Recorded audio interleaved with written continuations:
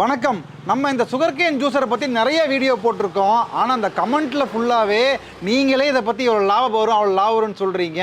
அப்போ தயவு செஞ்சு ரியலாக நீங்கள் கொடுத்த இடத்துக்கு போங்க, அவங்ககிட்ட போயிட்டு அது என்ன லாபம் வருதுன்றதை உண்மை எங்களுக்கு எடுத்து சொல்லுங்கன்னு நிறைய பேர் கமெண்ட் பண்ணியிருந்தீங்க. இன்றைக்கி நம்ம எங்கே வந்திருக்கோம் அப்படின்னா, நம்ம வந்து சுகர்கேன் ஜூஸரை வாங்கின கஸ்டமர் பிளேஸுக்கு ஸ்ரீ சாய் செக்கு எண்ணெய் அப்படின்ற நம்ம ஒரு மாவு மில்லுக்கு வந்திருக்கோம். அவங்க அந்த சுகர்கேன் ஜூஸரை யூஸ் பண்ணிட்டுருக்காங்க. இது எங்கே இருக்கும் அப்படின்னு பார்த்தோம் அப்படின்னா, இது குமாரபாளையம், பவானி குமாரபாளையம். இது ஆக்சுவலாக நாமக்கல் மாவட்டம், ஈரோடு மாவட்டத்தோட border, Salem to Kovai bypass ரோட்டில் இது வந்து அமைஞ்சிருக்கு. வணக்கம். வணக்கம். ஓகே, இப்போ நீங்கள் வந்து சுகர்கேன் ஜூஸர் வந்து வாங்கியிருக்கீங்க. ஸோ இது வந்து ஒரு கப்புக்கு இது வந்து இல்லை ஒரு கிலோ கரும்புக்கு எவ்வளவுக்கு வாங்குறீங்க, எவ்வளவு லாபம் வருதுன்ற சொல்ல முடியுங்களா? ஒரு கிலோ கரும்பு 8 ரூபாய். நாங்கள் எடுத்துகிட்டு வர்றது ஒரு கிலோ கரும்பு 8 ரூபாய்க்கு எடுக்கிறோம். ஒரு கிலோ கரும்புக்கு 3 டம்ளர் ஜூஸ் வருது. ஒரு டம்ளர் ஜூஸ் 15 ரூபான்னு கொடுக்குறோம். இதே வந்து அவுட்ருங்கிறதுனால 15 ரூபாய். இன்னும் கொஞ்சம் நாம் சிட்டிக்குள்ளே இருந்தோம்னா ஒரு டம்ளர் ஜூஸு 20லேருந்து 25 ரூபாய் வரைக்கும் நாம் கொடுக்கலாம்.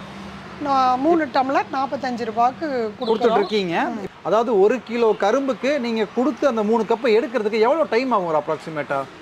1 நிமிஷத்துக்குள்ள 3 கப் எடுத்துடலாம். ஓகே, 1 கிலோ கரும்புக்கு கிட்டத்தட்ட 1 நிமிஷம் அப்படிங்கும்போது அதுக்கான கரண்டும் அதுக்கான மேன் பவரும் டெஃபினட்டாக 50 பைசாக்கு மேலே இருக்கவே இருக்காது. அது இல்லாமல் நீங்கள் வந்து நம்ம பார்த்தப்பவே வந்து இவங்க வந்து ஐஸ் வந்து போடுறதில்ல, ஏன்னா அது ஹைஜீன் கிடையாது. அதனால் வந்து இவங்க வந்து ஒரு கூலர் பாக்ஸ் ஒன்று வச்சுருக்காங்க. ஸோ அதில் வச்சு கரும்பை கூலிங்காக வச்சு அதில் வந்து கொடுக்கும்போது நல்லா சில்லுன்னு கொடுக்க முடியுது. அப்போ அதோட நம்ம கரண்ட் பில்லெல்லாம் கணக்கு போடும்போது 1 கிலோ கரும்புக்கு நமக்கு 9 ரூபா செலவாகும்.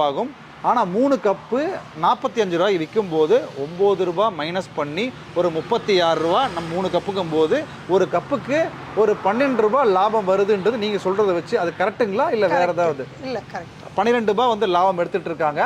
அதாவது இப்போ ஒரு கப்புக்கு 12 ரூபா வருது இல்லைங்களா? ஒரு நாளைக்கு எவ்வளோ கப்பு வந்து போகுதுங்க?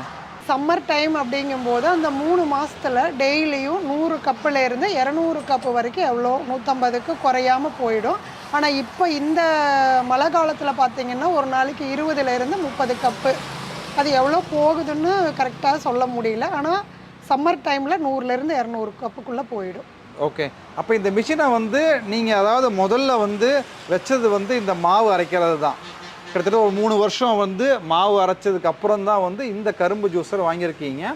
இந்த கரும்பு ஜூஸர் வந்து வாங்கினதுக்கப்புறம் எத்தனை மாதத்தில் வந்து இந்த போட்ட காசை நீங்கள் எடுத்தீங்க? நாங்கள் வந்து 2 வருஷத்துக்கு முன்னாடி மிஷின் 59,000 ரூபாய்க்கு எடுத்தோம். நாங்கள் எடுக்கும்போது சம்மர் சீசன் அப்படிங்கிறதுனால நாங்கள் ஒரே மாதத்தில் அந்த அமௌண்ட்டு நாங்கள் எடுத்துட்டோம். அப்போ இந்த வாங்கின மிஷினுக்கான காசை ஒரே மாதத்தில் எடுத்துட்டாங்க. இந்த ஏரியா வந்து ரொம்ப வந்து ஒரு கமர்ஷியலான ஏரியா இல்லை, ஒரு அவுட்டரில் இருக்கிறதுனால இவங்க வந்து கரும்பு சாறுமே வந்து கரும்பு ஜூஸுமே வந்து வெறும் 15 ரூபாய்க்குன்றது நான் எங்கேயுமே 15 ரூபாய்க்கு நான் வந்து குடித்ததே கிடையாது.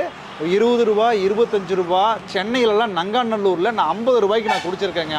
அப்போ ரொம்ப கம்மியாக கொடுக்குறதுலே இவ்வளோ லாபம் வருது அப்படின்னா ஒரு கமர்ஷியலாக இந்த ஒரு குமாரபாளையம் சிட்டிக்குள்ளெல்லாம் சர்வசாதாரணமாக 25 ரூபாய்க்கு விற்கும்போது ஒரு 200 கப்பு நம்ம போகும்போது அப்போ நீங்கள் அந்த லாபத்தை வந்து நீங்கள் கணக்கு போடுங்க, அது எவ்வளோ வரும் அப்படின்றது. உங்கள்கிட்ட நிறைய மிஷின்ஸ் இருக்குங்க, நீங்கள் இந்த ஒரு மிஷின் மட்டும் வச்சிடல.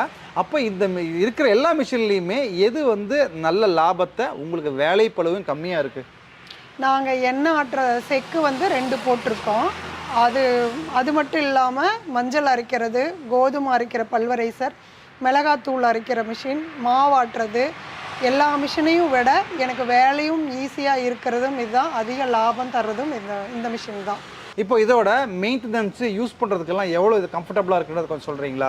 மற்ற பக்கம் 2 டைம் 3 டைம் விடுவாங்க. இதில் ஒரு டைம் விடுறதுலையே சாறு ஃபுல்லாக கிடச்சிருது. அதனால் எனக்கு மெயின்டெனன்ஸ் ரொம்ப ஈஸியாக இருக்குது. அதே மாதிரி க்ளீனிங் பண்ணுறதும் ரொம்ப ஈஸியாக இருக்குது. ஒரு 5 நிமிஷத்துக்குள்ளே க்ளீனிங் முடிச்சிருவேன். ஓகே, இப்போ நாங்கள் வர்ற வழியிலேயே எதிர்த்தபடி பக்கத்துலேயே பார்த்தோம் அப்படின்னா அந்த ரோட்டு மேலே வந்து ஒருத்தர் வந்து கரும்பு ஜூஸ் போட்டு வந்து சேல் பண்ணிகிட்டு இருக்காரு. ஆனால் ரொம்ப பக்கத்தில் ஏற்கனவே சொன்னீங்க இது கொஞ்சம் அவுட்டர் ஏரியான்னு சொல்லிட்டு. அப்போ இது பக்கத்தில் இருக்கும்போது நமக்கு அது ஒரு காம்படிஷன் தானே, போட்டி தானே, அதெல்லாம் எப்படி நீங்கள் சமாளிக்கிறீங்க? அது வந்து ஃபுல்லு எம்எஸ்ஸாக இருக்கிறதுனால அதில் துரு பிடிக்கிறதுக்கு உண்டான வாய்ப்பு ரொம்ப ஜாஸ்தி. அந்த துரு பிடிச்சிருக்கிறது நம்ம சாரில் வர வாய்ப்பு இருக்குது. ஆனால் இது வந்து எஸ்எஸ்ஆ இருக்கிறதுனால அந்த பிரச்சனை இல்லை. வர்ற கஸ்டமர் அதை விரும்புறதில்லை, இதுதான் விரும்புகிறாங்க. இன்னொன்று அதில் ஐஸ் கட்டி போட்டு கொடுக்குறாங்க. இதில் நம்ம ஃப்ரிட்ஜில் கரும்பு வச்சு டைரெக்டாக பால் மட்டும் கொடுக்கறதுனால ரொம்ப டேஸ்ட்டாகவும் இருக்கும். வர்ற கஸ்டமர் இதை தான் விரும்புகிறாங்க, அவங்க யாரும் அதை விரும்புறதில்ல. ஓகே, ரொம்ப முக்கியமான பாயிண்ட் சொன்னாங்க. அப்போ அதில் வந்து அந்த கிரீஸ் இதெல்லாம் இருக்கும்போது கரும்பு சாறில் கலக்கிறதுக்கு வாய்ப்பு இருக்குது, துருப்பிடிச்சதுக்கு வாய்ப்பு இருக்குது. ரொம்ப முக்கியமாக ஐஸை நீங்கள் போடும்போது டைல்யூட் ஆகிடும், அப்போ அந்த கரும்பு சாரே வந்து தண்ணி ஆகிடும். ஆனால் இங்கே வந்து அந்த ஃப்ரிட்ஜில் வச்சு இருக்கிறதுனால கரும்பு சாரே ஜில்லுன்னு தான் வரும் அப்படின்றது ரொம்பவே ஒரு முக்கியமான விஷயமா வர்றவங்க பார்க்குறாங்க. அதனால் இங்கே தான் மேக்ஸிமம் வர்றாங்க இல்லைங்களா?